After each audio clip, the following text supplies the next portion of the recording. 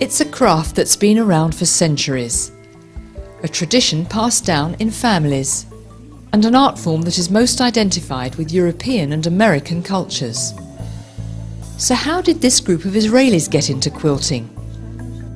One day I went to see a girlfriend of mine and she was making a quilt for her daughter, and I couldn't believe the colours that she was using, and the whole thing just seemed to tell me such a story, and it was so beautiful.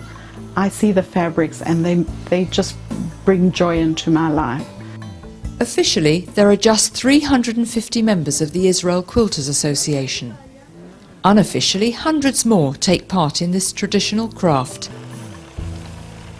Lacking a history of quilting, they're taking this old world craft and transforming it to an updated art form with a very local narrative. What I've discovered that with the quilt revival of recent years, that many countries which have their own quilting traditions, at the beginning of the new age of quilting, have looked to America and to Europe as a source of inspiration, but gradually they have gone back to their own original quilts. And I think that eventually in Israel that a true Israeli quilt will evolve, which depends on traditions which have been brought to Israel from the diaspora and just living in Israel, which is always exciting. Many Israeli quilters exhibit abroad, but now they're getting ready for the first ever international group exhibition of Israeli quilts. These are the works that will be shown at the Festival of Quilts, the biggest quilt show in Europe, in August 2012. They all tell the story of the kibbutz, Israel's communal settlements identified with laying the foundations of the country.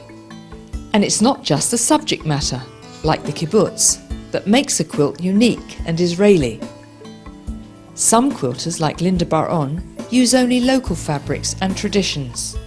This one is called The Lion Has 6 Names.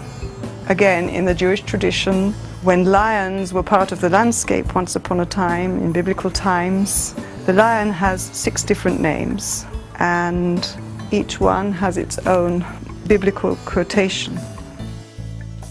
Quilts are usually made of top quality imported cotton, which can make it an expensive hobby. But many quilters here are adept at recycling discarded fabric, from silk ties to old jeans. This is a quilt that I've made for somebody for a wedding gift. These are 7 denim shirts that I cut up. Every fabric tells a story. Every fabric has its association, whether it's lace or velvet or denim. Israel may not have a heritage of quilting, but drawing on creativity, imagination and enthusiasm, these quilters are developing a new tradition all of their own, with a unique Israeli flavour.